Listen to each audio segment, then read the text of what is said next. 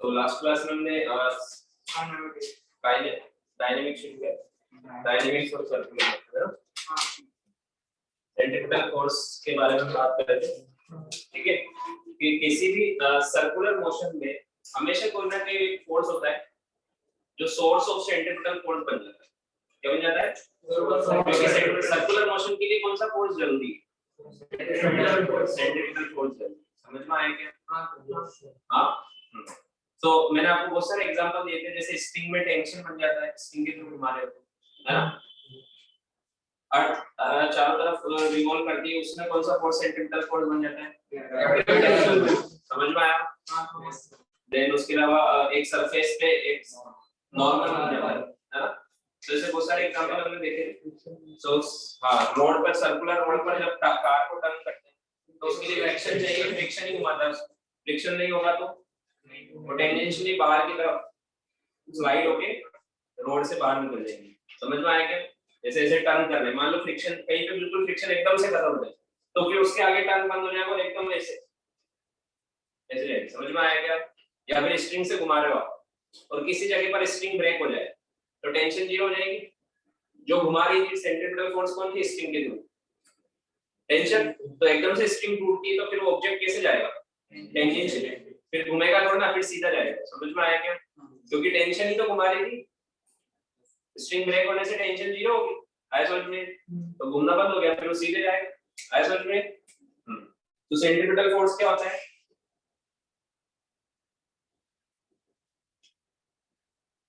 Centrifugal force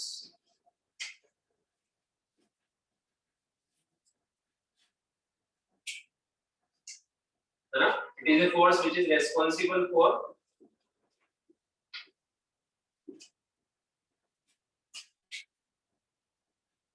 change in direction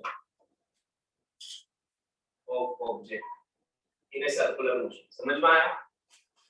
direction के लिए कौन सा फोर्स रिस्पांसिबल है? Centrifugal force. ठीक है। सो इस फोर्स का फॉर्मूला क्या होगा? सेंट्रीफ्यूगल फोर्स, कोई भी फोर्स होता है मास इनटू एक्सेलरेशन। तो इस फोर्स से कौन सा एक्सेलरेशन आता है? सेंट्रीफ्यूगल। तो mass into centrifugal acceleration. Centrifugal acceleration का फॉर्मूला क्या था? v स्क्वायर बाय r, है ना? या फिर m r omega square. r क्या है? रेडियस। v क्या है? स्पीड। ओमेगा क्या है? Angular acceleration. समझ में आया? हां। जैसे मान लो जैसे एक टेबल है, इसको हम टॉप से देखते हैं, हॉरिजॉन्टल प्लेन है। कौन सा प्लेन है? Horizontal plane. ये टेबल है, जैसे ये टेबल, ठीक है? टॉप से देख रहे हैं तो ऐसे दिखेगी। अब यहाँ से एक स्ट्रिंग कनेक्टेड है, ये फिक्स पॉइंट, ये स्ट्रिंग कनेक्टेड है ना? और ये ऑब्जेक्ट इस स्ट्रिंग के थ्रू ऐसे घूम रहा है, सर्कल ऐसे घूम रहा है टेबल के ऊपर। समझ में आया क्या? तो मान लो इसकी स्पीड है ऐसे भी, और सेंटर की तरफ एक फोर्स लग रहा हो, इसका मास है m, है ना? कौन सा फोर्स लग रहा होगा स्ट्रिंग में? ये घूम रहा है तो स्ट्रिंग टाइट हो गई, कौन सा फोर्स लग रहा होगा? टेंशन। कितना लग रहा होगा? अलोंग द स्ट्रिंग लगता है ना, यहाँ पर ऐसे और यहाँ पर ऐसे। समझ में आया? तो इस ऑब्जेक्ट की अगर मैं एमपीडी बनाऊं, m मास का ऑब्जेक्ट है, ठीक है? तो एमपीडी हम किसके रिस्पेक्ट में बनाते हैं? ऑब्जर्वर के। तो अभी मैंने एक ऐसा ऑब्जर्वर लिया है जो ग्राउंड से देख रहा है। कहां से देख रहा है? इस टेबल पे ऑब्जेक्ट को घूमते हुए। तो मैंने इससे पूछा कि बता टेंशन कितनी स्ट्रिंग। इस ऑब्जर्वर से मैंने क्या पूछा कि इस स्ट्रिंग में टेंशन कितनी है जो v की स्पीड से घूम रहा है। समझ में आया क्या? हॉरिजॉन्टल प्लेन में। तो ये क्या करेगा? एफबीडी बनाएगा। आया समझ में? एफबीडी बनाएगा तो सेंटर की तरफ ये दिखाएगा टेंशन। आया समझ में? इसके अलावा दो फोर्स और लग रहे हैं जो यहाँ भी दिखाने की जरूरत नहीं है, एक नॉर्मल और एक mg। जैसे टेबल के ऊपर ये ऑब्जेक्ट इसके ऊपर घूम रहा है टेबल, तो नॉर्मल नीचे लग रहा होगा ऐसे उस तरफ। समझ में आया? और ऐसे लग रहा होगा नॉर्मल, और उधर mg लग रही होगी। मान लो ऊपर से देख रहे हैं ना इस एफबीडी को भी। समझ में आया क्या? या फिर अगर ऐसे देखेंगे टेबल और ये वो ऑब्जेक्ट है, समझ में आया? इस टेबल पे ऐसे घूम रहा है, तो mg नीचे लग रहा होगा और नॉर्मल ऊपर लग रहा होगा और टेंशन इधर लग रहा है। समझ में आया क्या? टेंशन तो हॉरिजॉन्टल प्लेन में लग रहा है और नॉर्मल mg वर्टिकल में लग रहे हैं। समझ में आया क्या? ये वर्टिकल में घूम रहा है हॉरिजॉन्टल, इसलिए वर्टिकल में तो इक्विलिब्रियम में, इसलिए नॉर्मल और mg तो इक्वल है। समझ में आया क्या? हाँ हाँ, तो वो दिखाने की अभी जरूरत नहीं है, बट फॉर क्लैरिफिकेशन मैंने आपको समझाया। आया समझ में? तो इसके ऊपर सेंटर की तरफ एक फोर्स लग रहा है T, है ना? और सेंटर की तरफ हमने एक्सेलरेशन, एनालिसिस ऑफ एक्सेलरेशन तो हमने कर ली है ना। हाँ, अभी ये कांस्टेंट स्पीड से घूम रहा है, तो इसमें कितने टाइप के एक्सेलरेशन होंगे? एक ही होगा, यूनिफॉर्म सर्कुलर मोशन में ऐसे घूम रहा है ना। यूनिफॉर्म सर्कुलर मोशन में कौन सा एक्सेलरेशन होता है? सेंट्रीपिटल। वो तो सब में होता है। समझ में आया क्या? हाँ, किधर की तरफ होता है? हाँ, तो इसी तरफ होगा। समझ में आया क्या? तो सेकंड लॉ लगाओ, न्यूटन सेकंड लॉ। क्या क्या समझ में? न्यूटन सेकंड लॉ, टेंशन इधर और एक्सेलरेशन भी इधर। आया समझ में? ऐसे ऑब्जेक्ट घूम रहा है ना, टेंशन भी सेंटर की तरफ, एक्सेलरेशन भी सेंटर की तरफ, तो क्या होता है? Force is equal to mass into acceleration. So यहाँ पे फोर्स क्या है? T, मास क्या है? M into acceleration C। ये ऑब्जर्वर के हिसाब से लिख रहा हूँ, Newton second law. Inertial frame है, ग्राउंड पे खड़ा हुआ है, ऑब्जर्वर लगा सकता हूँ। समझ में आया क्या? सेंट्रीपिटल एक्सेलरेशन का फार्मूला क्या होता है? v square by r square दिया ना आपको। समझ में आया ये टेंशन? आया समझ में? अब ये सेंट्रीपिटल फोर्स का ही तो फार्मूला है। तो यहाँ पे टेंशन कौन बना है? सेंट्रीपिटल। आया क्या समझ में? हाँ, समझ में आया सबको? Yes sir. देखो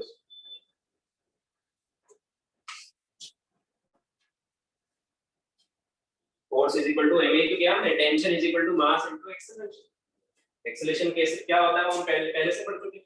एनालिसिस ऑफ एक्सेलरेशन दो तरह के होते हैं, सेंट्रीपिटल, लिखते जाओ सुनते जाओ, सेंट्रीपिटल, टेंजेंशियल, और उनका एक रिजल्टेंट होता है नेट एक्सेलरेशन। तो इसमें टेंजेंशियल एक्सेलरेशन तो जीरो है। समझ में आया? क्योंकि कांस्टेंट स्पीड से घूम रहा है टेबल पर।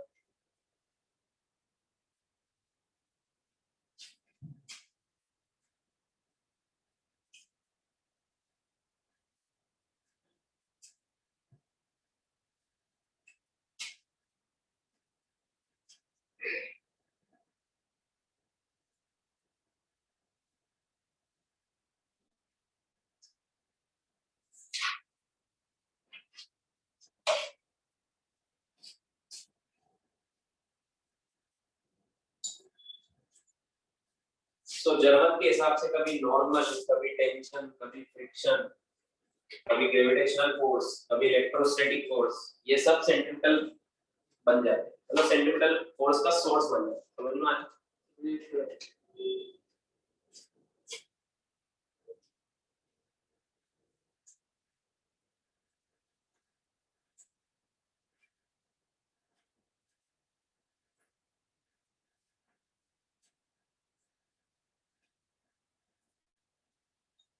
क्लियर हो गया? टेंजेंशियल फोर्स क्या करता है? Responsible for changing speed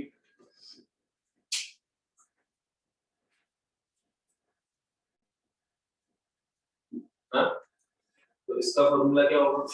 mass into tangential acceleration. ये होगा, ये होगा ना। तो टेंजेंशियल एक्सेलरेशन का फॉर्मूला क्या था? अल्फा इनटू आर या फिर m into dv by dt।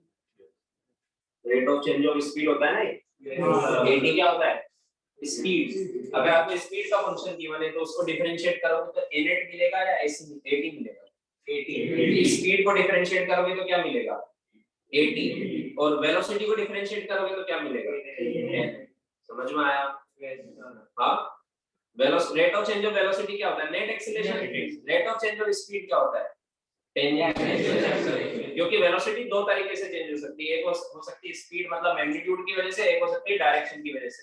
तो इनको हम दो सेपरेट पार्ट में पढ़ते हैं। जो स्पीड की वजह से चेंज होती है उसको बोलते हैं टेंजेंशियल एक्सीलरेशन, जो डायरेक्शन की वजह से चेंज होती है उसको बोलते हैं सेंट्रीपिटल एक्सीलरेशन। समझ में आया? सो दोनों का रिजल्टेंट क्या होता है? Net acceleration. आया समझ में? चाहे स्पीड चेंज हो चाहे डायरेक्शन चेंज हो, वेलोसिटी तो चेंज हो रही है तो एक्सेलरेशन तो आएगा। आया समझ में? सिर्फ स्पीड चेंज होगी तो टेंजेंशियल आएगा सिर्फ, और वही एनेट बनेगा, नेट एक्सेलरेशन भी तो वही बनेगा, क्योंकि एनेट क्या होता है एटी प्लस एसी।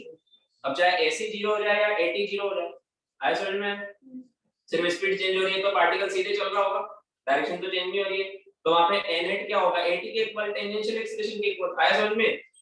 सिर्फ डायरेक्शन चेंज हो रही है तो एटी जीरो हो जाएगा। अरे कंफ्यूजन तो नहीं ना बिल्कुल भी? हां बिल्कुल।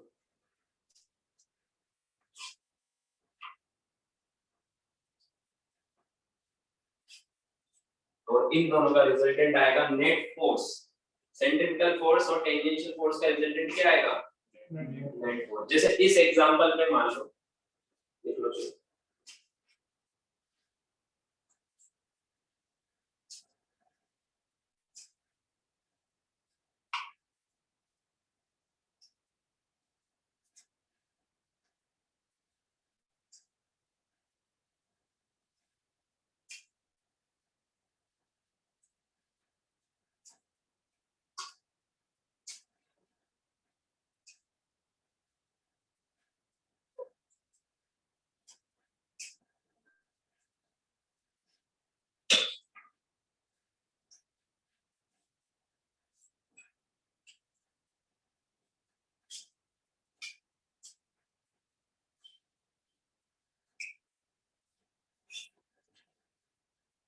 हो गया?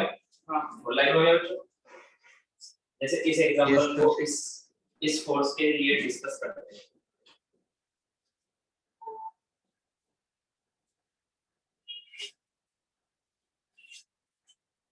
जैसे मान लो हमने इसको, ये रफ सरफेस पहले स्मूथ थी, स्मूथ सरफेस पे ऐसा हो सकता है कि वो कंटीन्यूअसली चल रही है, समझ में आएगा? मैंने बोला था ना कांस्टेंट स्पीड से चल रही है। अगर रफ सरफेस होती तो स्पीड कांस्टेंट होती क्या?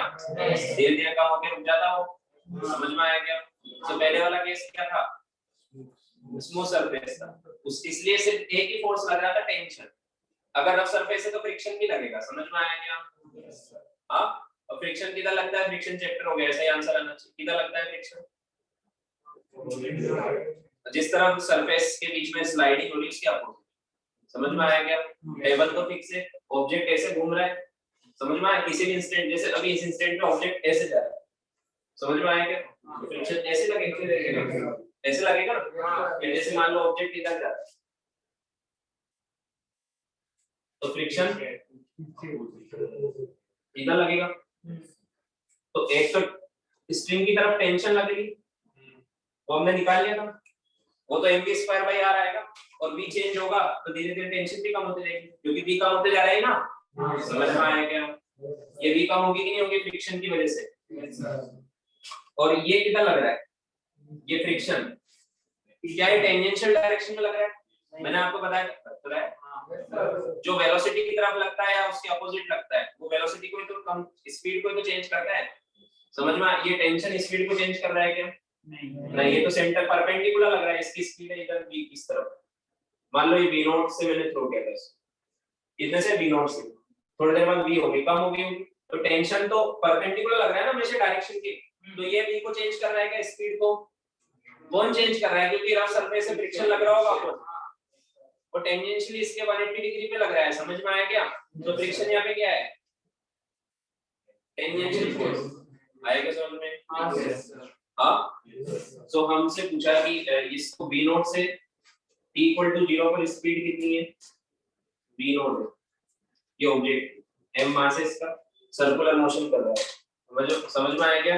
हमसे पूछा find time to slope, find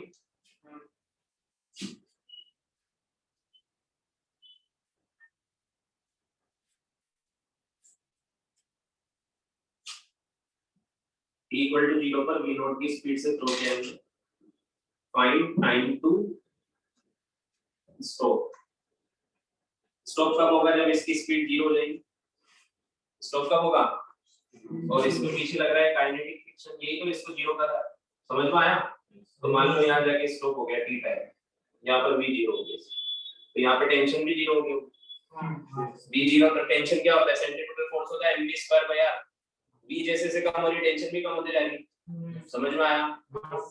but v को कम किसने किया? फ्रिक्शन ने। समझ में आया? तो वो फ्रिक्शन कितना लग रहा होगा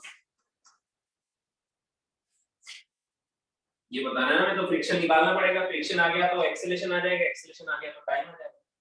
समझ में आया क्या? तो फ्रिक्शन क्या फॉर्मूला क्या होता है, पढ़ चुके हो ना? बताओ फ्रिक्शन का फॉर्मूला क्या होता है? F K = क्या होता है? ये रफ सरफेस है, इसमें गिवन है रफ सरफेस है, इसमें कोएफिशिएंट ऑफ फ्रिक्शन है म्यू। समझ में आया क्या? तो म्यू इनटू n कितना है इसमें? अभी डिस्कस किया था हमने mg डेफिनेट बनाओ क्या? टेबल के ऊपर ये घूम रहा है, चाहे सीधे चले या घूमे, नॉर्मल तो mg के ऊपर ही होगा ना, हॉरिजॉन्टल टेबल के ऊपर जैसे ये ऑब्जेक्ट घूम रहा है इस पे ऐसे ऐसे, तो नॉर्मल तो mg के इक्वल ही होगा, क्योंकि वर्टिकल प्लेन में तो वो s पर ही है ना, ऊपर जा रहा है ना नीचे। समझ में आया? मतलब वर्टिकल डायरेक्शन में तो फोर्सेस बैलेंस है, तो वर्टिकल डायरेक्शन में नीचे mg लगेगा और ऊपर नॉर्मल लगेगा, तो इक्वल होगा वो तो म्यू इनटू n होता है ना, तो नॉर्मल कितना आएगा? Mu mg। समझ में आया? तो टेंजेंशियल एक्सेलरेशन आएगा दिस, ये तो है आपका tangential force, this is tangential force. जो टेंजेंशियल डायरेक्शन में लगता है वो टेंजेंशियल फोर्स होता है। अब वो भी कोई अलग से नया फोर्स थोड़ा बन के आएगा, कोई भी हो सकता है, फ्रिक्शन हो सकता है, टेंशन हो सकता है, कुछ भी हो सकता है। अगर टेंजेंशियल डायरेक्शन में लग रहा है तो टेंजेंशियल फोर्स, अगर सेंटर की तरफ लग रहा है तो समझ में आया क्या? सो कितना आएगा एक्सेलरेशन?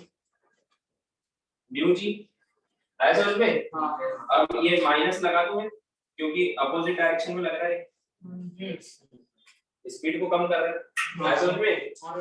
तो mu G every second mu G से कम कर रहा है, बताओ ये कांस्टेंट है या वेरिएबल है?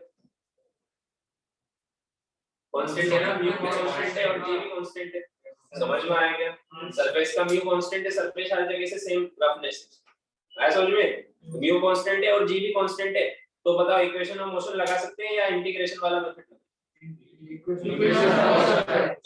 इंटीग्रेशन वाला मेथड तो हर जगह लगा, तो उससे भी आंसर है। समझ में आया क्या? इक्वेशन ऑफ मोशन इंटीग्रेशन करने से ही तो आएगी। आया समझ में? हां, तो इक्वेशन ऑफ मोशन फर्स्ट लगा देते हैं, v = u + at, तो फाइनल 0 हो जाएगा। इनिशियल है v नॉट, a कितना है -μg * t, तो t कितना आएगा? v not / μg। इतने टाइम बाद ही रुक जाएगा। समझ में आया? Yes sir.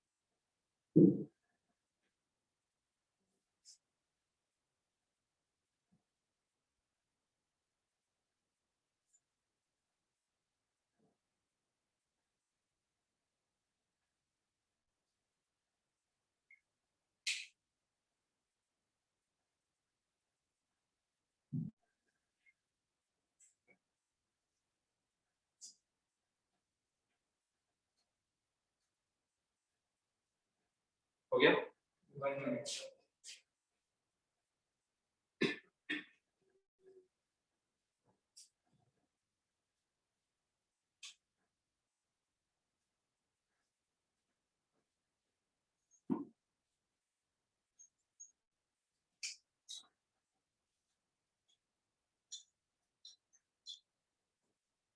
समझ में आया सबको यहाँ तक? हां सर। ऑनलाइन में जो समझ में आ गया? Yes sir. Yes sir.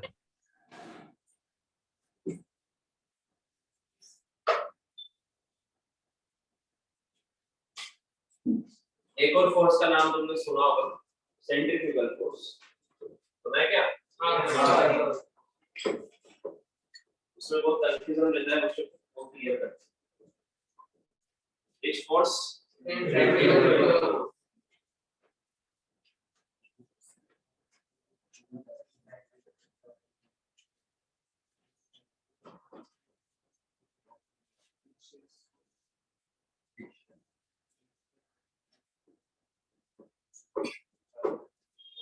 So the next is centrifugal force.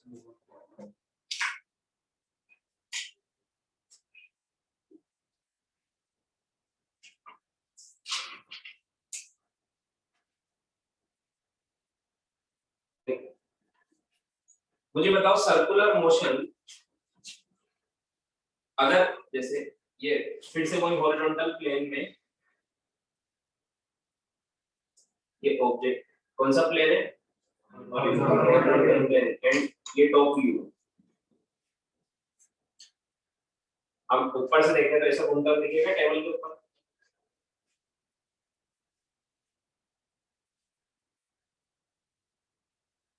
ये ऑब्जेक्ट सर्कुलर मोशन कर रहा है पहले मैंने टेंशन इसमें सेंटर की तरफ टेंशन लग रही होगी इसमें है ना और मान लो v की कांस्टेंट स्पीड से कर रहा है ठीक है सो पहले मैंने किससे पूछा था कि टेंशन बता कौन सा ऑब्जर्वर से पूछा था जो ग्राउंड है ना अब मैंने क्या किया एक ऑब्जर्वर यहीं बिठा दिया और इससे पूछा इसी पे बैठा हुआ है जो ऑब्जेक्ट घूम रहा है ना उसी पे बैठ गया वो इससे पूछा तो टेंशन बता समझ में आया क्या तो सबसे पहले तो मुझे बताओ ये ऑब्जर्वर इनर्शियल है या नॉन इनर्शियल हाँ इनर्शियल है कैसे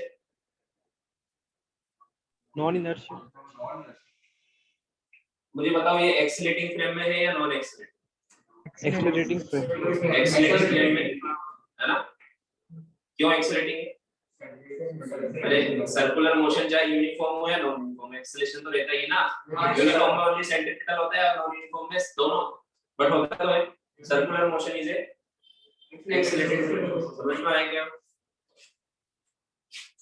circular motion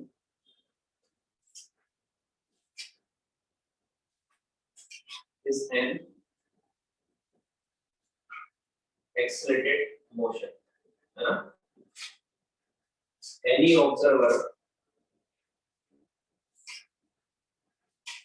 revolving in a frame of circular motion is non inertial observer कौन सा ऑब्जर्वर होगा वो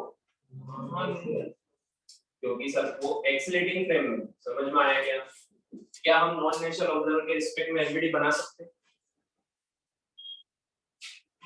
ना बनाई तो है एनएल में इतनी सारी क्या उसके रिस्पेक्ट में एलबीडी बनाते हैं तो न्यूटन सेकंड लॉज वैलिड होते हैं क्या जवाब दिया करो पुरानी बातों का नहीं होते हैं तो फिर हमने क्या किया था मैं ही आंसर दूंगा मैं ऐसे चलाना है क्या पूरे साल हाँ जल्दी से आंसर दिया करो क्या होते हैं तो हमने क्या किया था कि सूडो फोर्स इंट्रोड्यूस किया था उनको लगाने के बाद वैलिड था आंसर समझ में आया क्या वो कौन से फ्रेम में लगाते हैं इनर्शियल में लगाते हैं आंसर तो चाहे गलत हो तो सही करो समझ में आया किसमें लगाते हैं नॉन इनर्शियल फ्रेम में लगाते हैं समझ में आया तो मैंने इस ऑब्जर्वर से पूछा कि ये टेंशन कितनी है with respect to this observer अब देखो जिस फ्रेम में ये बैठा हुआ है जिस ऑब्जेक्ट पर ये बैठा हुआ है वो ऑब्जेक्ट की एलबीडी बनाएगा तो वो ऑब्जेक्ट तो इसके रिस्पेक्ट में रेस्ट पर है या घूम रहा है जिस पर आप बैठे हो वो थोड़ा ना घूम रहा है इसके रिस्पेक्ट में तो बाकी पूरी दुनिया घूम रही है बट वो ऑब्जेक्ट रेस्ट पर है जब हम सर्कुलर मोशन में रिवॉल्व करते हैं तो पूरी दुनिया में घूम रही है बट जिस सीट पर आप बैठे हो वो तो रेस्ट पर ही समझ में आया क्या सो उसी सीट की एलबीडी बनानी उसी ऑब्जेक्ट की एम मास की आया समझ में तो ये ऑब्जेक्ट इसके लिए तो क्या है रेस्ट पर है और इसके हिसाब से इधर एक टी फोर्स लग रहा है और ये ऑब्जेक्ट रेस्ट पर है इसके हिसाब से समझ में आया क्या अगर ये रेस्ट पर है तो इसका मतलब टी 0 आना चाहिए वो तो गलत आंसर आ जाएगा इसलिए तो हमने बोला था कि सेकंड लॉ वैलिड नहीं होता न्यूटन्स लॉ वैलिड नहीं होता तो हम सही करने के लिए क्या करते हैं तो बताओ किधर लगाएंगे अभी इस पोजीशन पे एफडी बनाई ना, तो एक्सेलरेशन किधर होगा, सेंटर की तरफ, तो उसके अपोजिट डायरेक्शन में लगाते हैं। ये जिस भी फ्रेम के रिस्पेक्ट में आप बना रहे हो उस फ्रेम का एक्सेलरेशन किधर है, सेंटर की तरफ, तो सूडो फोर्स किधर लगाएंगे, समझ में आया, तो ऐसे लगाएंगे, आया समझ में, मास इनटू कितना एक्सेलरेशन है इसका, सेंटीमीटर है, समझ में आया क्या, एसी, और ये रेस पर इसमें दोनों बैलेंस होंगे, एक तो नॉर्मल और एमजी तो बैलेंस हो ही रहे, एक ये दोनों भी बैलेंस हो रहे, ये एफबीडी किसके रिस्पेक्ट में बनाई मैंने, हाँ वो नॉन इनर्शियल वाला जो उसी पे बैठा, समझ में आया, ठीक है, तो कितना है, आंसर वही आया जो आपने ग्राउंड के रिस्पेक्ट में निकाला था, आना भी वही चीज, सही आंसर आया, समझ में आया। अब इस फोर्स को हम बोलते हैं, ये सूडो फोर्स है ना, इसको यहाँ अलग से नाम दे दिया, इसको बोलते हैं सेंट्रीफ्यूगल, कौन सा फोर्स बोलते हैं इसको, बताओ, ये ग्राउंड के रिस्पेक्ट में जब एफईडी बनाई थी तब ये लगाया था क्या फोर्स, नहीं, तो क्या हम हर कभी सेंट्रीफ्यूगल फोर्स लगा देंगे या सिर्फ तब लगाएंगे जब हमने नॉन इनर्शियल फ्रेम में सर्कुलर मोशन में जो रिवॉल्व हो रहा है ऑब्जर्वर उसके रिस्पेक्ट में अगर एफईडी बनाते हैं तभी लगाएंगे ना इसको, समझ में आया, ये कौन सा फोर्स है, टेंशन, इसको यहाँ पर सेंट्रीपिटल नहीं बोलते, सेंट्रीपिटल फोर्स कब लगता है जब ऑब्जेक्ट घूम रहा हो, ये ऑब्जेक्ट घूम रहा है या रेस्ट पर, समझ में आया क्या, ये तो रेस्ट पर है ना, तो this is not a centripetal force. तो बच्चे पहले क्या सोचते थे कि ऑब्जेक्ट पर सेंट्रीपिटल अंदर लग रहा है, सेंट्रीफ्यूगल बाहर लग रहा है, तो कैंसिल हो जाएंगे, तो ऑब्जेक्ट घूम कैसे रहा है, ऐसे कांसेप्ट है तो भूल जाओ, समझ में आया क्या, दोनों अलग अलग फ्रेम के फोर्स है, जैसे ग्राउंड के रिस्पेक्ट में एक बार बना देते हैं, ग्राउंड के रिस्पेक्ट में एफईडी बनाएंगे तो इनर्शियल, तो ग्राउंड से देखने वाले को तो क्या लगेगा कि ऑब्जेक्ट घूमता हुआ दिखेगा ना उसको, तो हाँ उसको तो ये घूमता हुआ दिखेगा, तो घूम रहा है तो कोई सेंट्रीपिटल फोर्स पक्का लग रहा हो, समझ में आया क्या, तो वो एफईडी बनाएगा तो वो क्या बोलेगा कि इस पे टेंशन अंदर की तरफ लग रही है और इसका एक्सेलरेशन है अंदर की तरफ, क्योंकि घूम रहा है ना, तो कोई तो एक्सेलरेशन होगा जो इसको घुमा रहा है, तो कौन सा एक्सेलरेशन होता है जो घुमाने के लिए रिस्पांसिबल होता है, तो वो क्या बोलेगा, net force is equal to mass into acceleration, क्योंकि ये इसका एक्सेलरेशन है तो इक्विलिब्रियम में नहीं है तो सेकंड लो लगाएंगे, इक्विलिब्रियम में होगा तो फर्स्ट लो लगाएंगे, समझ में आया क्या, तो क्या बोलेंगे T is equal to mass into ये वाला एक्सेलरेशन, समझ में आया, इसमें तो हमने फोर्स बैलेंस किए, ये अलग फोर्स है ये अलग फोर्स है, इन दोनों को इक्वल किया है क्योंकि वो रेस्ट पर है, कंफ्यूजन तो नहीं हो रहा है, किसके रिस्पेक्ट में रेस्ट पर है, ऑब्जर्वर की, समझ में आया, ऑब्जर्वर क्योंकि उसी पे बैठ गया है तो उसके रिस्पेक्ट में रेस्ट पर होगा, ये वाला ऑब्जर्वर ग्राउंड पर है तो इसके रिस्पेक्ट में रेस्ट पर नहीं होगा, सर्कुलर मोशन में होता है तो कौन सा फोर्स आता है घुमाने के लिए, समझ में आया, तो दिस इज सेंट्रीपिटल फोर्स, यहाँ पर मैंने कोई सेंट्रीफ्यूगल फोर्स बताया क्या, और वहां कोई सेंट्रीपिटल फोर्स बताया, तो दोनों अलग अलग फ्रेम में लगाने होते हैं, ऐसा नहीं एक साथ लगा दो, समझ में आया, एक अंदर लग रहा है एक बाहर लग रहा है, ऐसा नहीं है, बाहर क्यों लगेगा जब ग्राउंड से देखेंगे तो, समझ में आया क्या, मैंने आपको पहले बताया सूडो फोर्स होता सूडो है मतलब फिक्टिशियस, बट उसका इफेक्ट रियल में फील होता है, इसका इफेक्ट ग्राउंड वाले को फील होगा या जो इसी पे बैठा उसको फील होगा, जब हम सर्कुलर मोशन में घूमते हैं तो बाहर की तरफ फोर्स फील होता है ना हमें, समझ में आया, तो हमें पकड़ के बैठना पड़ता है, तो जो पकड़ रखा है वो इधर टेंशन लग रही है, उस टेंशन में बाहर गिरने से रोका हुआ है, समझ में आया, ये हो रहा है यहाँ पर, अगर ये छोड़ दे टेंशन को, इस स्ट्रिंग को छोड़ दे तो ये इस फोर्स की वजह से बाहर गिर जाएगा, समझ में आया क्या, हाँ आया समझ में, या तो स्ट्रिंग को पकड़ेगा है या फिर ये जिस ऑब्जेक्ट पे बैठा है वो इतना रफ है कि फ्रिक्शन लग रहा होगा अंदर की तरफ, समझ में आया क्या, तो जैसे ही उसने उसका कांटेक्ट हल्का सा भी हटा तो फ्रिक्शन लगना बंद, तो वो बाहर गिरे, समझ में आया क्या, हाँ फीलिंग आ रही है थोड़ी बहुत, सो कहने का मतलब क्या है कि यहाँ पर लिख देते हैं हम, दिस इज जो सूडो फोर्स है ये सेंट्रीफ्यूगल फोर्स, आया समझ में, ये वही सूडो फोर्स है जो आप लगाते हुए आ रहे हो, बस इसको यहाँ नाम दे दिया है, हर जगह सूडो फोर्स सेंट्रीफ्यूगल फोर्स नहीं होता है, जब सर्कुलर मोशन में हम ऐसा ऑब्जर्वर जो सर्कुलर मोशन रोल कर रहा है उसके रिस्पेक्ट में एफबीडी बनाते हैं तो रेडियली आउटवर्ड एक फोर्स लगता है, ये फोर्स किधर लग रहा है? रेडियली आउटवर्ड, उसको बोलते हैं सूडो फोर्स, जो कि इसको हमने नाम दिया सेंट्रीफ्यूगल फोर्स। और ये फोर्स किधर लग रहा है? रेडियली इनवर्ट, सेंटर की तरफ। समझ में आया? तो सेंट्रीफ्यूगल फोर्स कौन सी फ्रेम में बनाते हैं तो दिखाते हैं? ग्राउंड की फ्रेम में, इनर्शियल फ्रेम में। समझ में आया? और सेंट्रीफ्यूगल फोर्स कौन से फोर्स फ्रेम में दिखाते हैं? क्या दोनों एक ही है, अलग अलग है? समझ में आया क्या? फॉर्मूला सेम आ रहा है क्योंकि हमने इसमें क्या किया, रेस्ट पर है तो नेट फॉर्मूला किसका, ये सेंट्रीफ्यूगल। अब इसको मत बोल देना ये सेंट्रीफ्यूगल, ना तो ये सेंट्रीफ्यूगल है ना ये सेंट्रीफ्यूगल। समझ में आया क्या? ये सिर्फ एक टेंशन है समझ में।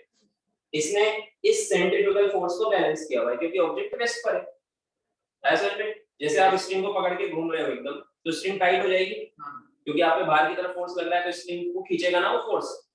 समझ में आया क्या? इस ऑब्जेक्ट पर बाहर की तरफ फोर्स लग रहा है, इसी फ्रेम में देखे तो स्ट्रिंग को खींच रहा है, इसलिए स्ट्रिंग टाइट हो गई, स्ट्रिंग में टेंशन आ गई। तो बाहर की तरफ जो फोर्स लग रहा है वो कौन सा है? Centrifugal force. क्या वो इस ऑब्जर्वर पे लगेगा क्या? नहीं, क्योंकि घूम ही नहीं रहा है तो इस पर है। समझ में आ रहा है क्या? वो इस पे लगेगा, आया समझ में? और ये इसी फ्रेम में बिठा है तो इसके रिस्पेक्ट में रेस्ट पर है, तो बाहर एक लग रहा है तो अंदर भी एक लग रहा हो। समझ में आया? वो लग रहा है स्ट्रिंग है तो टेंशन, आया समझ में? तो टेंशन इज इक्वल टू क्या हो जाएगा? दिस सेंट्रीफ्यूगल फोर्स, आया समझ में? तो सेंट्रीफ्यूगल, ये सेंट्रीफ्यूगल फोर्स है mv² r, यहां पे लिख दो। फॉर्मूला क्या है इसका? मैग्नीट्यूड वाइज सेम होता है, आया समझ में? बट ये सूडो फोर्स है, बस इतना याद रखना। तो इसको कब लगाना है? जब आप सूडो फोर्स लगाते हैं नॉन एक्शन फ्रेम। और इस सेंट्रीफ्यूगल फोर्स तो वो फोर्स होता है जो घुमाने के लिए रिस्पांसिबल होता है। समझ में आया? तो घूमता हुआ ऑब्जेक्ट कब दिखेगा? जब आप ग्राउंड से बैठ के देखोगे तभी दिखेगा ना। तो ग्राउंड वाले को ये घूमता हुआ दिख रहा है, मतलब कोई तो फोर्स लग रहा है सेंटर की तरफ जो घुमा रहा है। समझ में आया? वो कौन सा है? सेंट्रीफ्यूगल। क्लियर सबको? Yes sir.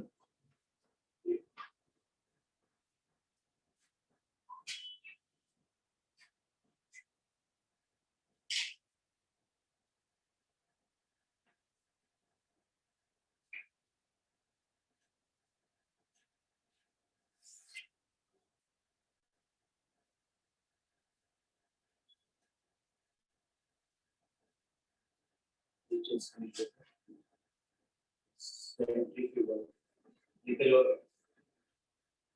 Force is a pseudo force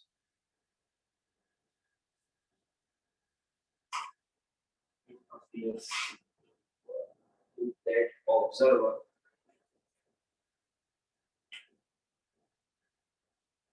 which is involved in circular frame, the non-inertial frame.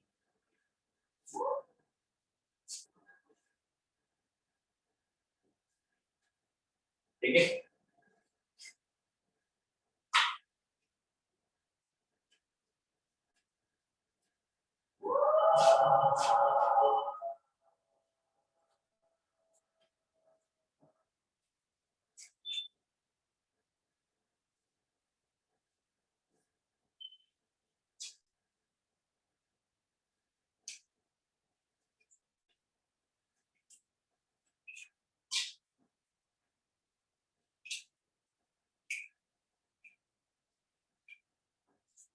और हम नॉन इनिशियल फ्रेम में ही क्वेश्चन सोल्व करेंगे, इसलिए आपको ज्यादा क्या काम आएगा? सेंट्रीफ्यूगल या सेंट्रीफ्यूगल? हाँ, क्या दोनों एक साथ तो नहीं लगाओगे? नहीं।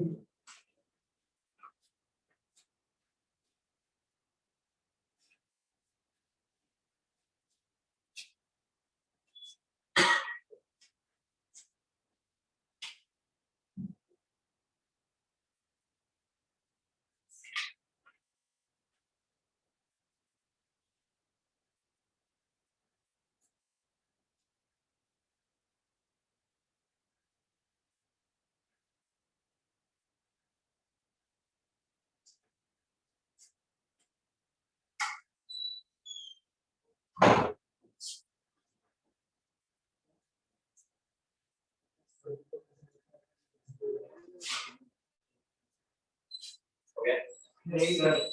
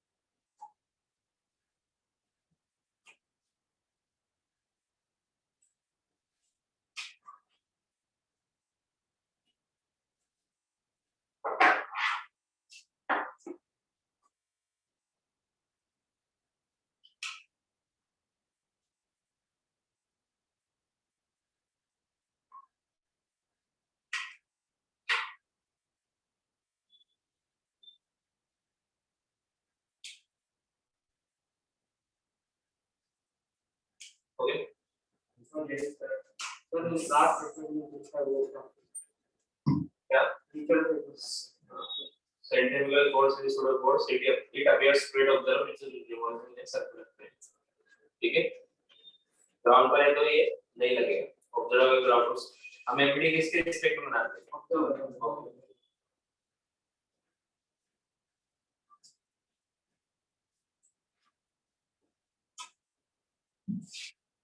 अब जैसे मान लो अभी तो ये यूनिफॉर्म सर्कुलर मोशन था है ना तो एक ही कौन सा टेंशन सेंट्रिफ्यूगल समझ में आया एक एक्सेलरेशन था अगर नॉन यूनिफॉर्म सर्कुलर मोशन है तो स्पीड भी चेंज होती है तो टेंजेंशियल एक्सेलरेशन भी आएगा आएगा कि नहीं आएगा जो स्पीड को चेंज करता है तो मान लो एक ऑब्जेक्ट है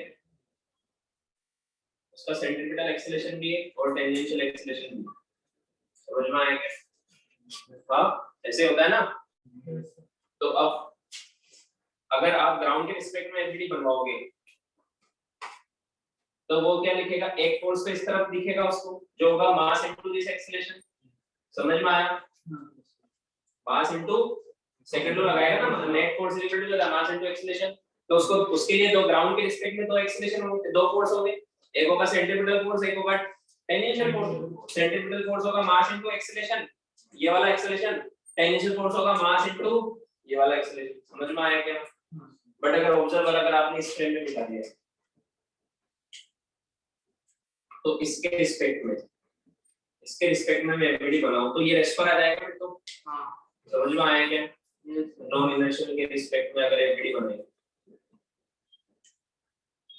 तो ये रेस्ट पर आ जाएगा है ना समझ में आया क्या तो रेस्ट पर आ जाएगा तो क्योंकि ये रेस्ट पर है तो अब नॉन इनर्शियल के रिस्पेक्ट में हम एमडी बनाते हैं तो कौन सा फोर्स लगाते हैं सूडो फोर्स है ना तो एक सूडो फोर्स तो इस एक्सीलरेशन के अपोजिट इधर लग रहा होगा समझ में आया हाँ एक सूडो फोर्स इस एक्सीलरेशन के अपोजिट इधर लग रहा होगा दो लगेगा समझ में आया क्या दो सूडो फोर्स लगेंगे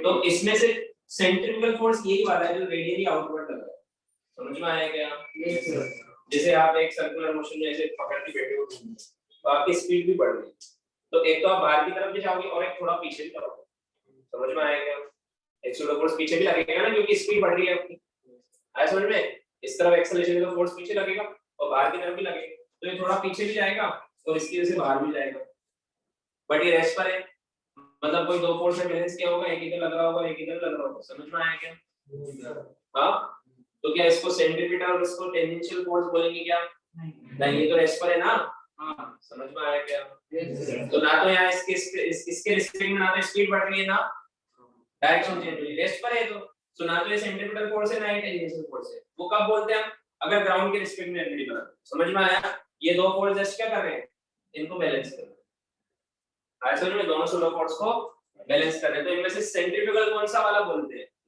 ये समझ में आया क्या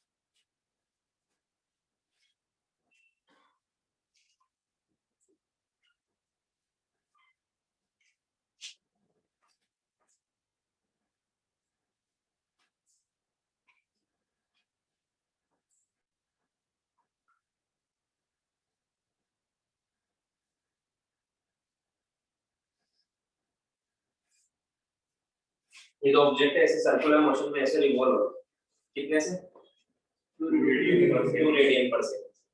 बताओ कौन सा मोशन कर रहे हैं, यूसीएम या एनयूसी? यूसीएम। एंगुलर वेलोसिटी कांस्टेंट है ना, समझ में आया क्या? इसका मास ले लेते हैं 1 kg, इसका ले लेते हैं 2 kg। इस स्ट्रिंग में टेंशन है T1, इसमें है T2। हमसे पूछा फाइंड T1 T2, बताओ।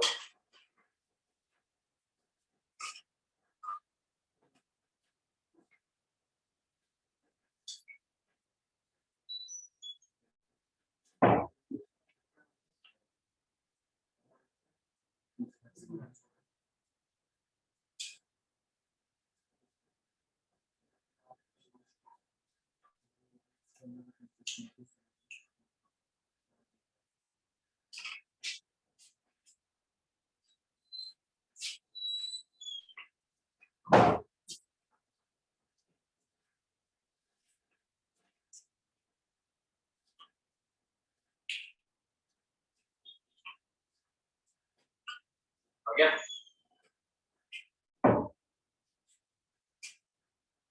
कौन से फ्रेम में बना रहे हो?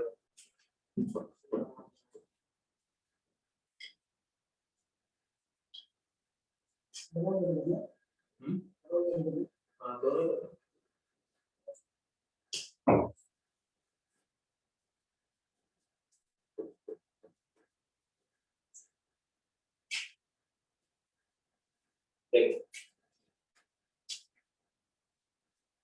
T1 निकालना है तो इसकी एबीडी बनाएंगे हम, इस पे बिठा दो ऑब्जर्वर, तो रेस्ट पर आ जाएगा 2 kg का।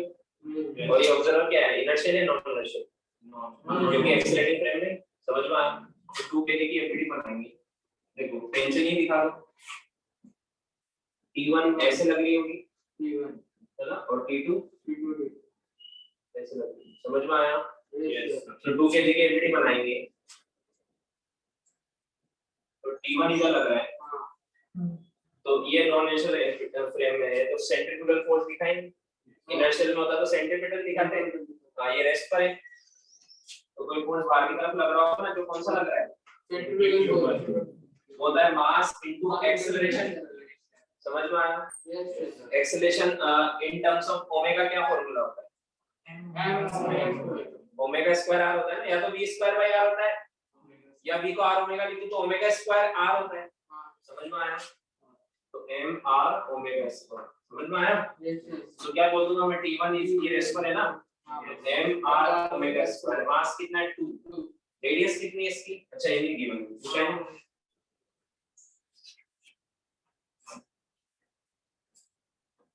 स्ट्रिंग की लेंथ जो कि इसकी रेडियस है, समझ में आया? कितनी रेडियस है d3, ये सेंटर है, यहाँ से इसकी डिस्टेंस कितनी है 3 की रेडियस में घूम रहा है ना, समझ में आया? तो 2 into 3 into 2 into 2, समझ में आया? कितना आंसर आया? 24 into 2 6 into 2 12 into 2 24 आया समझ में? अब ऐसे ही सेकंड की बनाएंगे 1 kg वाले ब्लॉक की, तो 1 kg वाले ब्लॉक पर T1 इधर लग रहा है ना, सॉरी T1 इधर लग रहा है, बताओ कुछ और बाकी है? ऑब्जर्व इस पे, हम इस पे बिठा रहा हूं, बताओ एफबीडी बन गया कुछ बाकी सेंट्रीफ्यूगल फोर्स बाकी है ना? तो सब ऑब्जर्वर पे भी लग रहा हो, समझ में आया क्या? सो इधर वही mr ओमेगा स्क्वायर, तो क्या बोलेंगे T2 is equal to T1 plus mr omega square. Rest पर है तो फोर्स बैलेंस, समझ में आया? इसलिए इसमें एफबीडी बनाना बहुत इजी है और सॉल्व करना बहुत इजी आया समझ में? तो T1 कितना है 24 प्लस मास इसका कितना है 1, तो 1 इनटू इसकी रेडियस कितनी है 2 और उसकी लेंथ देखो सेंटर से कितनी है 2, समझ में आ रहा है क्या? इनटू ओमेगा, मैंने बताया था आपको ओमेगा सेम रहता है, स्पीड अलग अलग होती है, समझ में आया क्या? ओमेगा उसका भी उतना ही है। अगर आप mv square by r formula use करते हैं तो इसकी स्पीड अलग होती है और इसकी अलग होती है। इसकी कितनी होती है v क्या होता है r ओमेगा होता है ना, सो इसकी होती है, इसकी r कितना है 3 इनटू ओमेगा 2, ये 6 से घूम रहा है, समझ में आया? और ये कितने से घूम रहा है 2 इनटू 2, ये 4 से घूम रहा है, समझ में आया?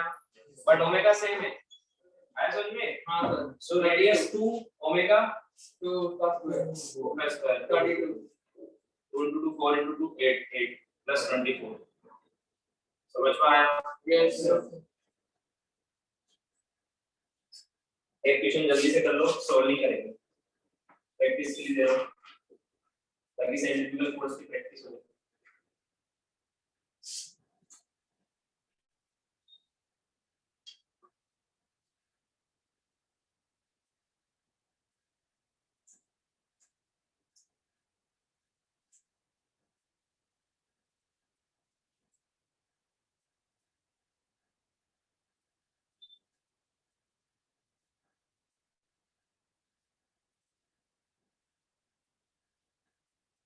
T1 निकालना है,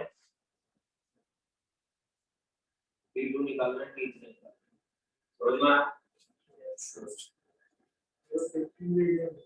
5 रेडियन पर सेकंड, ये 2 मीटर, ये 1 मीटर, ये 2 मीटर, वहां से 1 केजी 2 केजी, ठीक है, समझ में आया? तो आपने देखा होगा जितना अंदर जा रहे टेंशन बढ़ती जा रही है ना, जैसे 12 वाली स्ट्रिंग में टेंशन कम थी फिर अंदर ज्यादा होगी, क्यों? क्योंकि अंदर वाली स्ट्रिंग को इन दोनों को बैलेंस में करना है, इस वाली स्ट्रिंग को ये भी खींच रहा है 1 केजी और ये भी खींच रहा है 2 केजी, खींच रहा है कि नहीं खींच रहा है? समझ में आया? जैसे ऑब्जेक्ट्स को हम हैंग करते हैं, इस एक स्ट्रिंग के नीचे एक ऑब्जेक्ट, फिर नीचे एक स्ट्रिंग, फिर एक और ऑब्जेक्ट, तो ऊपर वाली स्ट्रिंग में ज्यादा टेंशन आएगी या नीचे वाली में? ऊपर वाले में, तो उसके नीचे ज्यादा ऑब्जेक्ट लटका हुआ है, समझ में आया? वैसे ही इधर से इधर जितना आप मास बढ़ाते जाओगे उधर इधर घुमाने के लिए आपको उतना ही टेंशन लगानी पड़ेगी इसके लिए, समझ में आया क्या?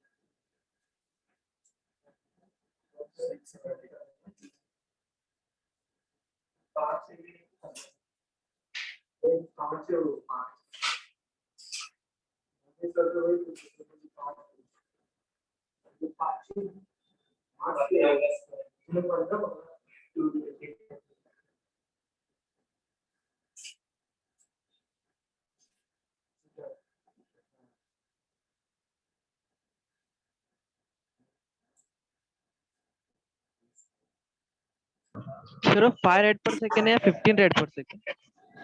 5 बस कितना 370 हां तो 5 1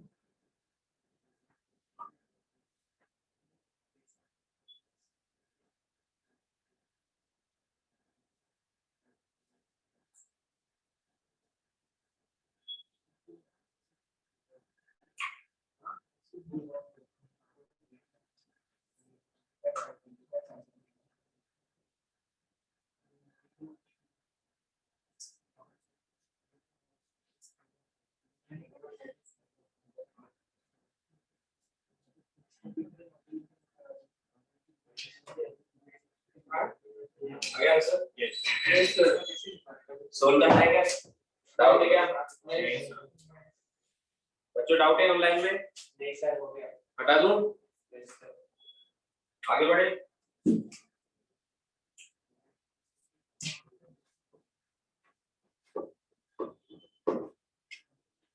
सिंपल है, उधर से एफबीटी बनाते जाओ। 2 kg की बनाओ, T1 equal to mr omega square कर दो, T1 आ जाएगा।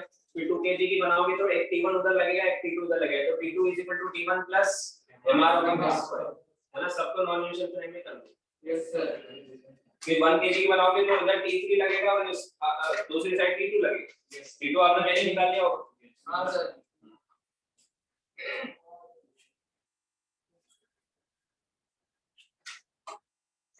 एक सिंपल पेंडुलम ये बॉब है, ठीक है? इसकी लेंथ है 2 मीटर। यहाँ से हमने इसको 10 मीटर पर सेकंड से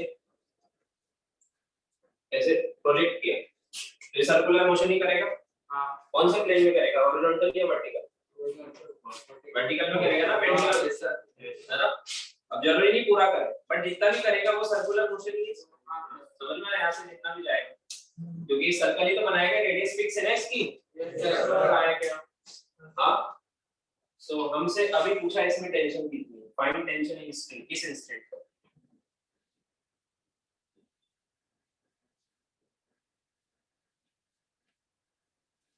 फाइंड टेंशन इन स्ट्रिंग।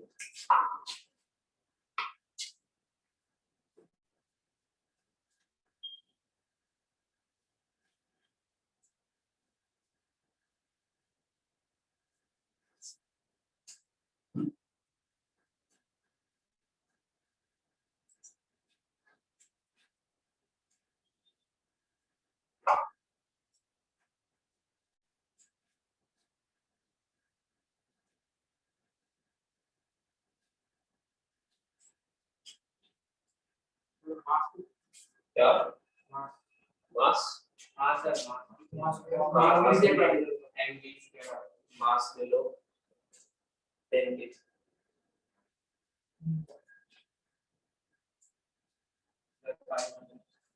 कितना? 500। कौन से फ्रेम में बनाई? चलो एक बार के लिए इसमें दोनों कर देते हैं, ठीक है?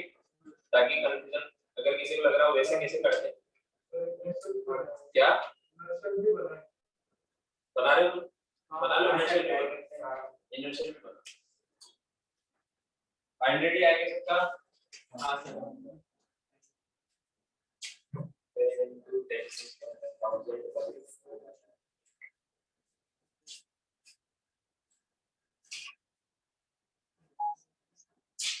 mg लिया कि नहीं लिया?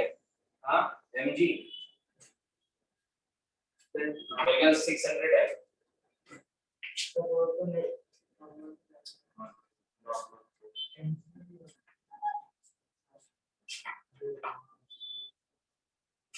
चलो देखो, नॉन यूनिवर्सल के रिस्पेक्ट में बनाते हैं। जो ऑब्जर्वर है इसी पर बैठा हुआ, इसको मैं बोल देता हूँ 1, ठीक है? तो पहले इस 1 के रिस्पेक्ट में बनाते हैं। तो 1 के रिस्पेक्ट में तो डैश पर है ना? स्ट्रिंग में टेंशन कैसे आ रही है, ऊपर की तरफ, और वहां पर आ रही है नीचे की तरफ, है ना? तो इस पे टेंशन लग रही है ऊपर की तरफ। अब जैसे उस क्वेश्चन में mg को नॉर्मल ने बैलेंस किया था, इसलिए mg नहीं दिखाया था। समझ में आया क्या? तो क्या यहाँ पे नहीं लिखा होगा क्या?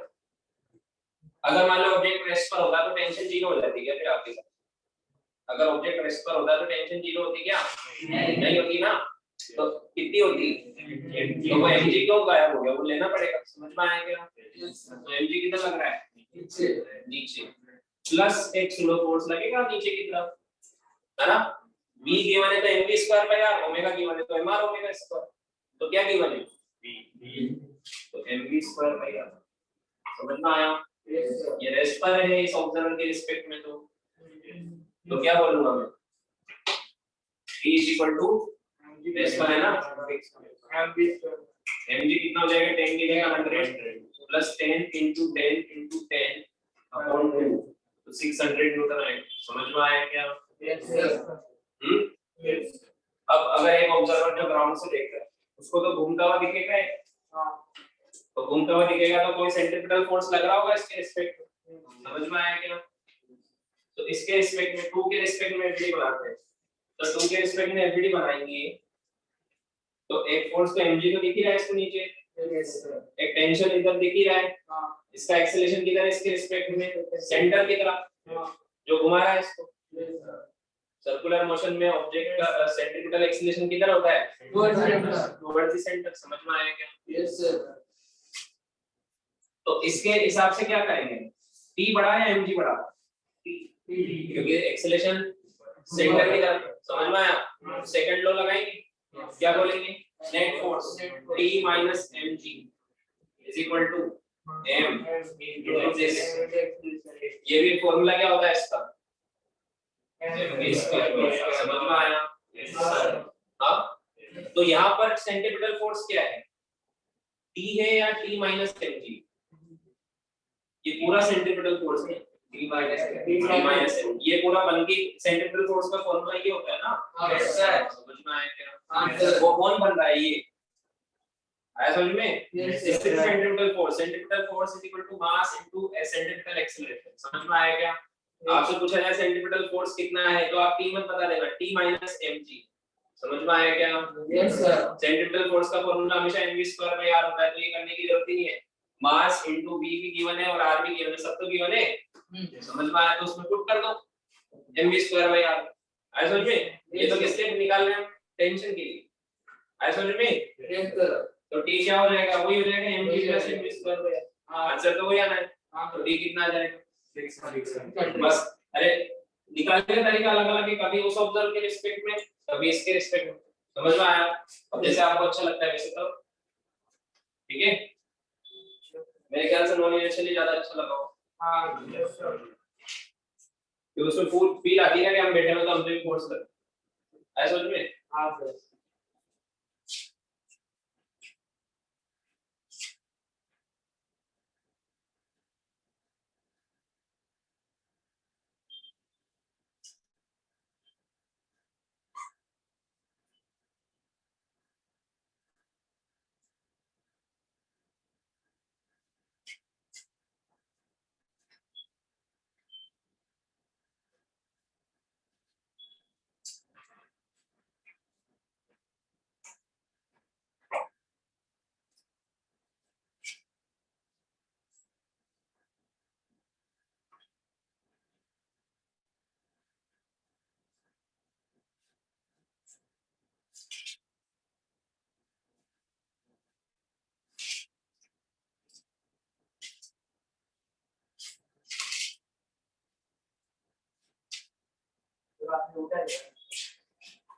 पॉइंट t मास है ये 37 डिग्री। अब इस इंस्टेंट पे टेंशन बतानी है 37 डिग्री जब स्प्रिंग थी वर्टिकल वाली लाइन के साथ। समझ में आया क्या? तो टेंशन कितनी होगी एवरेज में? और यहाँ पर स्पीड 10 मीटर पर सेकंड। ऐसे समझो कि 10 से ऐसे थ्रो किया या फिर ऐसे समझो कि ऊपर से आ रहा था। आया समझ में? तो यहाँ इस जगह पर इसकी स्पीड दी है, तो इस जगह पर टेंशन बतानी है।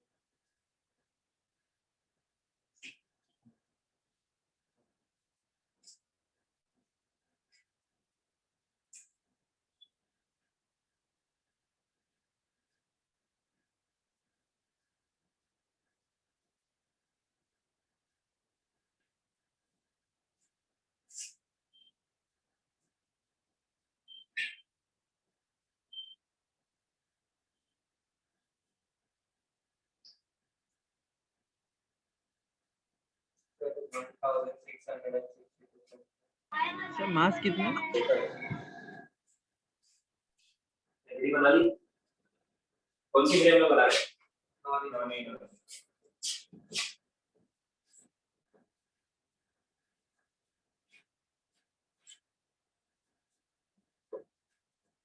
सर मास कितना है? बोल रहे हो बच्चों? सर मास कितना है उसका? मास 10 kg।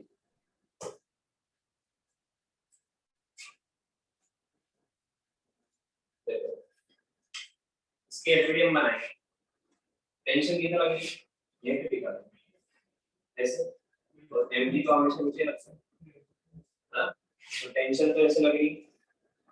कौन सा ऑब्जर्वर के रिस्पेक्ट में बना रहा हूं जो इसी पे बैठा हुआ है, समझ में आया? एमजी नीचे लग रही ऐसे, और क्या बाकी है? हाँ सोलर सेंट्रीफ्यूगल किधर लगेगा वो? नीचे एमजी की तरफ, टी के अपोजिट लगेगा, रेडियली आउटवर्ड। समझ में आया क्या? सो अभी सेंटर इधर है, ये ऑब्जेक्ट यहाँ है, तो ये रेडियस की डायरेक्शन इसके इधर लगेगा ऐसे, समझ में आया क्या? और ये रेस्ट पर कितना लगेगा mv स्क्वायर बाई r, है ना? ये एंगल कितना है? 37, तो एक mg का कंपोनेंट भी इधर आएगा, एक इधर आएगा, आएगा कि नहीं आएगा? सो ये कितना आएगा? mg cos 37 डिग्री, और ये कितना आएगा? sin mg sin, ये बन रहा है, देखो स्पीड इधर है ना, सॉरी उधर ही है, उस तरफ स्पीड इधर ही, तो ये कौन सा फोर्स कहलाएगा? वैसे तो हम नॉन नेशनल बनाए थे रेस्ट पर, समझ में आया क्या? बट ग्राउंड के रिस्पेक्ट में बनाते हैं तो टी इधर लगता, mg ऐसे लगता, mg का कंपोनेंट इधर आता है ना, साइन आता कि होगा साइन, और एक इधर आता, समझ में आया क्या? सो T माइनस mg cos 37, ये तो सेंट्रीपिटल फोर्स बनता, समझ में आया क्या? Is equal to mv square by r, ऐसे करते हैं ग्राउंड के रिस्पेक्ट में, समझ में आया क्या? सेंट्रीपिटल फोर्स का फॉर्मूला क्या होता है? mv स्क्वायर बाई r, जो सेंटर की तरफ लगता है वो सेंट्रीपिटल फोर्स है ना, तो T बड़ा होगा क्योंकि इधर है एक्सीलरेशन, तो क्या लिखेंगे? T माइनस mg cos 37, इस तरफ नेट फोर्स कितना है? समझ में आया क्या? Is equal to mv square by r। अब ये वाला जो फोर्स है ये क्या कर रहा है? ये वाला फोर्स ग्राउंड के रिस्पेक्ट में ऐसे आ रहा है ना नीचे, अभी कितना है 10, तो क्या 10 से नीचे आएगा, ये स्पीड बढ़ेगी, बढ़ेगी ना, वर्टिकल सर्कुलर मोशन है, नीचे आता है बढ़ती है, ऊपर जाता है कम होती है, क्योंकि नीचे आता है ये वाला फोर्स है जो mg का कंपोनेंट आ रहा है वो इसको सपोर्ट करेगा। हां सर, फिर जैसे ये इस लाइन के आगे जाएगा, इस लाइन पर, हां इससे पहले वाला क्वेश्चन यहां पर देखो mg कितना लग रहा था पूरा नीचे, समझ में आया? थीटा 0 हो गया था, थीटा कौन सा? ये वाला एंगल 0 हो गया था, ये वाला एंगल 0 हो गया तो ये कंपोनेंट भी 0 हो जाएगा, जो टेंजेंशियल फोर्स बन रहा है mg sin थीटा क्या बन रहा है? तो यहाँ पर टेंजेंशियल फोर्स 0 था, समझ में आया क्या? क्योंकि पूरा mg किस में जा रहा था? सेंट्रीपिटल में, अलोंग द सेंटर वाली लाइन पे लग रहा था ना, फिर जैसे ही उधर जाएगा ऑब्जेक्ट तो mg तो इधर लगेगा और ऑब्जेक्ट उधर जा रहा है, mg का sin थीटा वाला कंपोनेंट, तो वो टेंजेंशियल फोर्स अब कम करेगा, समझ में आया क्या?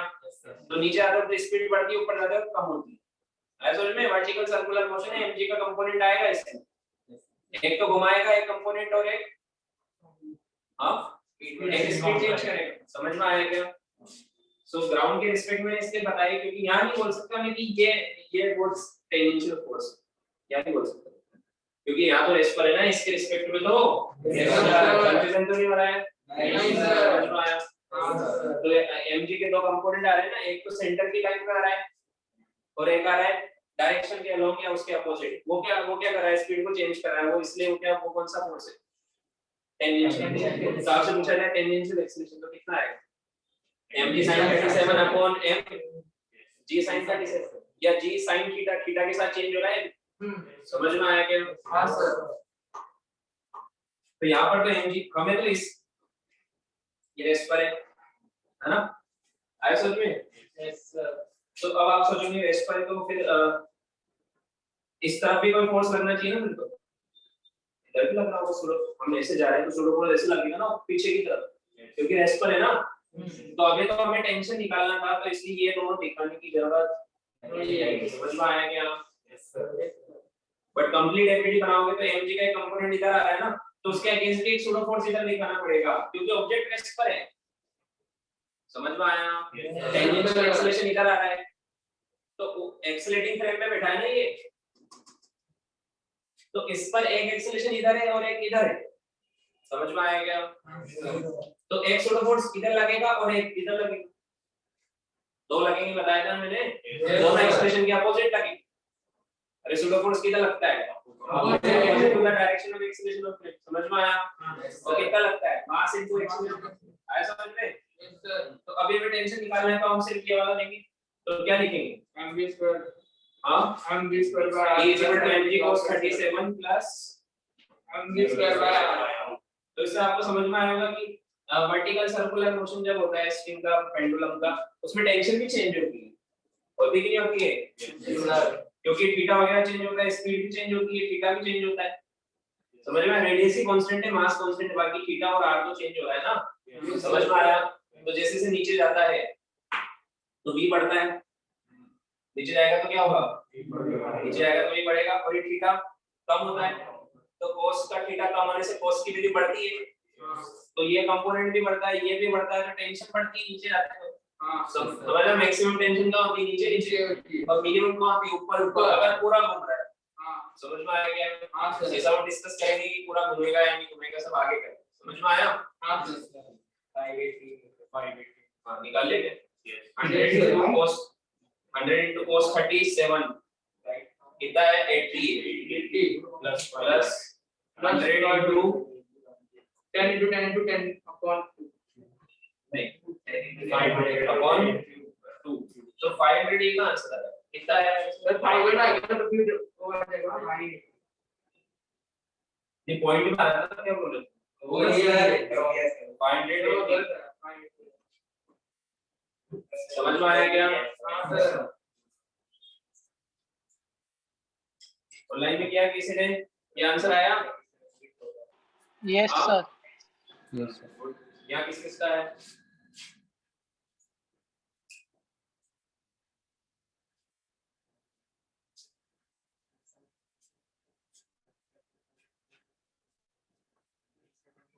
बाद में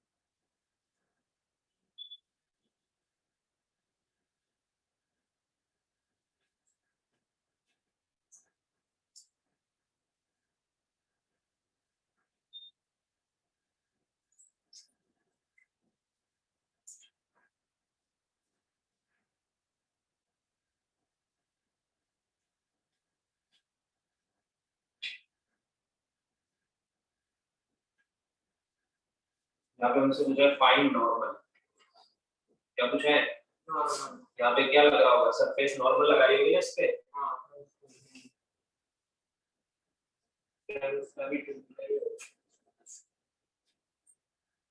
क्या 2 मीटर रेडियस है 2। ठीक है, यहाँ पे हमसे क्या पूछा है? मास ले लो, कोई टेंशन।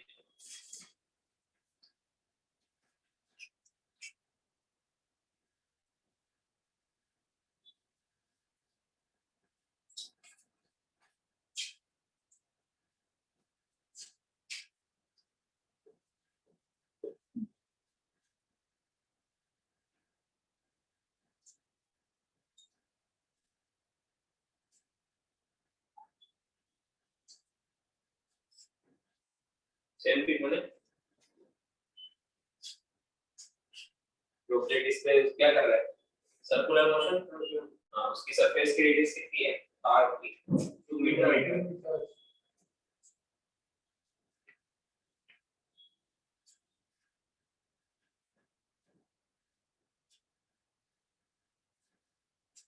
बनानी एफबीडी, अब एफबीडी बनानी हट जाएगी, प्रैक्टिस हो जानी चाहिए। एनएलएम पढ़ाई हमने एफबीडी सीखने के लिए।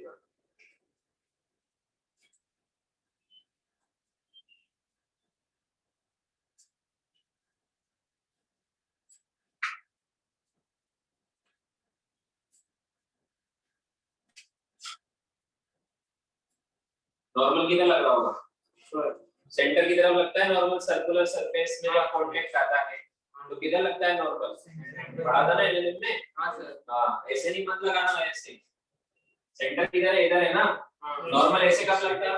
अगर ऑब्जेक्ट यहां होता था तो कहीं भी वो सेंटर की तरफ लगेगा नॉर्मल। समझ में आया? यस।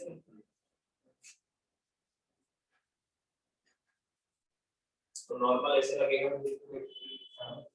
एमजी तो वर्टिकली डाउनवर्ड ही लगता है। और क्या लगेगा बताओ? Pseudo force.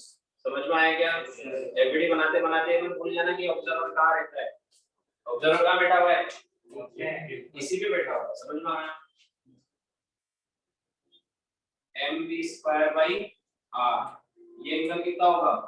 60 डिग्री। तो क्या बोलेंगे इस डायरेक्शन में? इस डायरेक्शन में mv का कंपोनेंट लेंगे, एक इधर आएगा, वो टेंजेंशियल फोर्स है, वो स्पीड को बढ़ाएगा।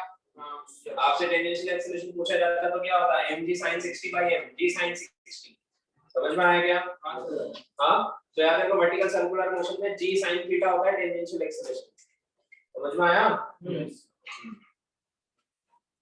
तो क्या बोलेंगे? n इज ये रेस पर है ना, तो इस डायरेक्शन में और इस डायरेक्शन में फोर्स बैलेंस है, तो mg cos 60 प्लस mv²/r है ना। मास कितना? 10 kg, तो 100/2 50। समझ में आया? Plus 10 into 10/2 550। समझ में आया? Yes sir.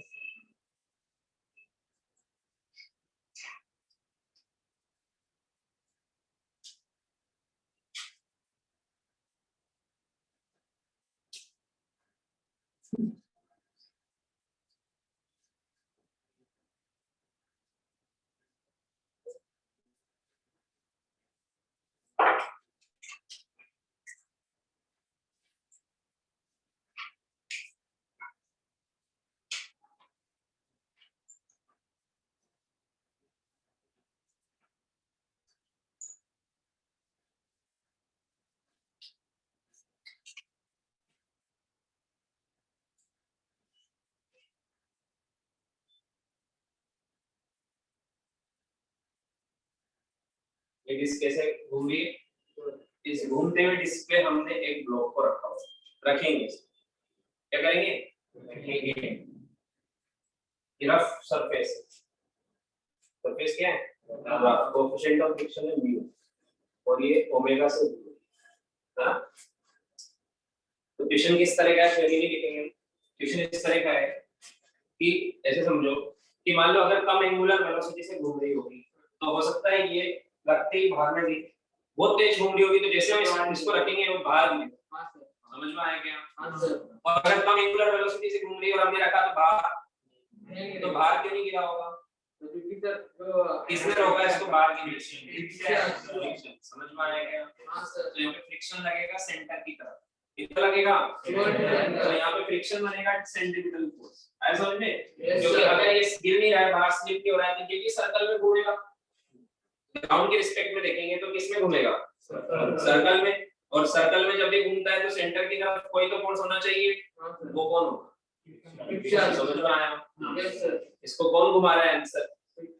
क्योंकि जैसे हम इस पे रखेंगे तो हमने तो घुमाने वाला कोई फोर्स लगाया नहीं। समझ में आया क्या? Yes sir. तो अगर ये इसके साथ साथ घूम रहा है तो कौन घुमा रहा है? डिस्क घुमा रही है इसको, कोई स्लाइडिंग नहीं हो रही है, एकदम साथ साथ दोनों एक ही ओमेगा से घूम रहे हैं। तो कौन सा फ्रिक्शन लग रहा होगा और किधर लग रहा होगा? Towards the centre. समझ में आया? Yes sir. अब मान लो इसकी आप ओमेगा भी बढ़ाते हो फिर भी स्लाइडिंग नहीं हो रही है, ओमेगा भी बढ़ा रहे हो तो इसकी भी ओमेगा बढ़ेगी। समझ में आया क्या? ओमेगा को कौन सा फोर्स बढ़ाता है? मतलब v को, v is equal to r omega, omega बढ़ेगा तो v बढ़ेगा, उसको कौन बढ़ाता है? Tangential force. समझ में आया? वो टेंजेंशियल डायरेक्शन में लगता है, तो अगर इसकी ओमेगा चेंज होगी तो इस पर फिर एक टेंजेंशियल फोर्स भी लग रहा होगा। आया समझ में? Yes sir. ये बात कम समझ में आई तो हम आगे और क्वेश्चन करेंगे, ठीक है? अभी इसमें इसका कोई लेना देना नहीं है। अभी तो हमसे क्या पूछा है? Find omega max for no slip, no slip, ताकि इसके स्लीप होके बाहर ना निकले। समझ में आया क्या? Yes sir. है ना? तो चलो मैं कर देता हूँ इसको फाइंड। एम मास है, ठीक है? तो इसकी एफबीडी बनाएंगे। स्लीप नहीं हो रहा है मतलब रेस्ट पर है। हाँ समझ में आया क्या? तो इसी पे ऑब्जर्वर बिठा दिया हमने, और ये रेस्ट पर है। नो स्लीपिंग मतलब रेस्ट पर। तो बाहर की तरफ एक फोर्स लग रहा होगा, हाँ, एम आर ओमेगा स्क्वायर। समझ में आया? और अंदर की तरफ फ्रिक्शन लग रहा होगा, कौन सा लगना चाहिए? रेस्ट पर है तो दोनों इक्वल होना चाहिए, है ना? तो एफएस कितना है? समझ में आया? नीचे mg भी लग रहा होगा और ऊपर नॉर्मल भी लग रहा होगा। ये क्यों दिखा है? क्योंकि फ्रिक्शन की मैक्सिमम वैल्यू निकालनी थी। एफएस मैक्स कितना होगा? एफएस मैक्स कितना होता है? Mu into n, mu s into n। n कितना है? mg के इक्वल है। हां, अरे s पर है ना सारे पॉइंट मैंने, तो म्यू इनटू mg। अब हमें पता है जब भी मैक्सिमम मिनिमम ये रेंज निकालनी होती है तो आप ये यहां से शुरू किया करो। एफएस मैक्स क्या होता है? एफएस क्या होता है? एफएस मैक्स से इक्वल या उससे कम होता है। हम ऐसे क्वेश्चन फ्रिक्शन में भी कहते हैं। समझ में आया? एफएस की वैल्यू कितनी निकालनी है हमें? इसके इक्वल है एम आर ओमेगा स्क्वायर, और एफएस मैक्स कितना आया? म्यू एम से M cancel, omega square is less than equal to mu T by R, omega is less than equal to under root mu T by R. तो बताओ maximum कितना आएगा? ये range है, ये मतलब इससे कम या इसके इक्वल। समझ में आया क्या? लेसर देन का साइन है ना। तो ओमेगा इससे कम हो तो नहीं गिरेगा और इसके इक्वल हो तो भी नहीं गिरेगा, इससे ज्यादा होगा तो क्योंकि ये सेंट्रीफ्यूगल फोर्स इस एफएस मैक्स की वैल्यू से ये ज्यादा हो जाएगा। समझ में आया क्या? जैसे जैसे ओमेगा बढ़ाओगे तो ये बढ़ेगा ना, तो इधर फ्रिक्शन की तो लिमिट होती है ना। समझ में आया? इसलिए ओमेगा ज्यादा नहीं रख सकते, मैक्सिमम इतना रख सकते। तो ओमेगा मैक्स कितना आएगा? ये मैक्सिमम। समझ में आया? हां सर। ऐसे क्वेश्चन और भी करेंगे नेक्स्ट क्लास।